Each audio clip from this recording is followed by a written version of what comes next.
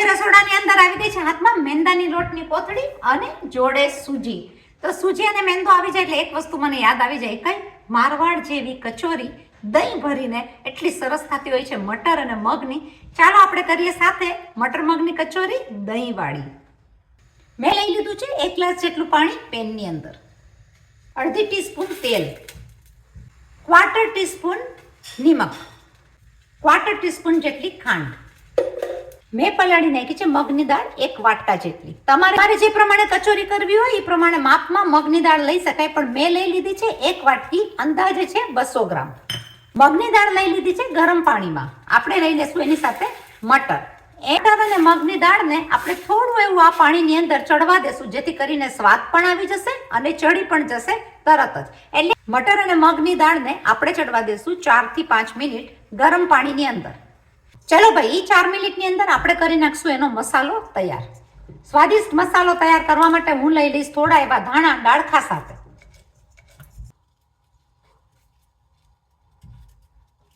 કોથમીર તો કપાઈ ગઈ છે, આપણે લઈ લેશું થોડું એવું આદુ. આદુને ખમણી નાખશું. આદુના છોતરાને આપણે જવા નહીં દઈએ, લઈ લેશું ચામાં. લઈ લેશું અડધો કાંદો. કાંદા સાથે મેં લઈ લીધું છે થોડું એવું લીલું ઝીણું મરચું. ખમણી નાખશું આદુને. એટલે ભાઈ આ બધી વસ્તુને લઈ લીધી છે ડીશમાં. હવે વારો આવી ગયો છે બાંધવાનો લોટ. કચોરીનો લોટ બાંધવામાં હું લઈ લઈશ અડધો કપ ઘઉંનો લોટ, 3 ટેબલસ્પૂન મેંદાનો લોટ, 2 ટેબલસ્પૂન સૂજી, 2 ટેબલસ્પૂન લઈ લેશું તેલ. તેલનો ભાગ વધારે હશે તો ફૂલેલી બહુ જ સરસ થશે. લોટને આપણે એક બાજુ મૂકીને આ બધી વસ્તુને ગાળી લેશું. એક પેનની અંદર આ બધું ગાળીને લઈ લેશું, જેથી કરીને આ પાણી આપણને કામ આવી જાય લોટ બાંધવામાં.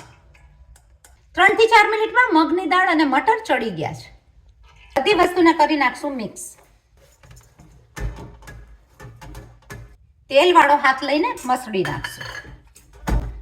આ કચોરી બહુ જ સરસ લાગતી હોય છે, કારણ કે એની અંદર જશે દહીં અને બધી ટાઈપની ચટણી. તમે બધી ટાઈપની ચટણી લઈને દહીં સાથે સેવથી પણ ડેકોરેટ કરી શકો, પણ કચોરી થાય છે બહુ જ સરસ. જો આપણો લોટ એકદમ સરસ બંધાઈ ગયો છે. બુલેટ મિક્સીમાં કરી નાખશું ગ્રાઇન્ડ. આપણને જે પ્રમાણે જોઈએ છે એ પ્રમાણે આખું પાકું થઈ ગયું છે, રેડી. તેલ ગરમ થતા લઈ લઈશ 1 ટીસ્પૂન જેટલું જીરું. જીરું સોતળાઈ જશે, લઈ લઈશ કાંદા. સોતળાતા કાંદાની સાથે લઈ લઈશું લીલા મરચા, આદુ. કાંદા જેવા પિંકીશ ઉપર થશે, લઈ લઈશું આપણો બધો મસાલો. છે ને ઝટપટ થાય એવી કચોરી. કાંદા સરસ કલર દઈ ચૂક્યો છે, લઈ લઈશું બધો મસાલો. આપણા બધા મસાલાને કરી નાખશું મિક્સ. માપથી મીઠું, 1/4 ગરમ મસાલો, 1/4 તીખી મરચાની ભૂકી, થોડા એવા સ્વાદ વધારવા તલ, સ્વાદ વધારવા માટે સૂકી દ્રાક્ષ, 1 ટીસ્પૂન ટોપરું. ટોપરું લઈ લીધું છે સૂકું. માપથી થોડું એવું લીંબુ.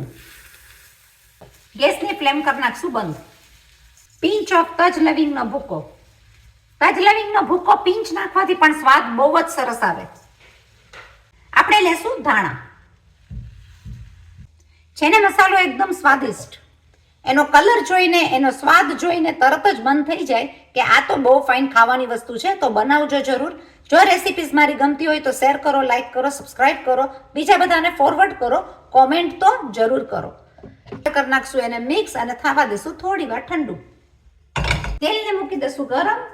આપણે બનાવી નાખશું બધી પૂરી નાની નાની. કરી નાખશું મસાલો.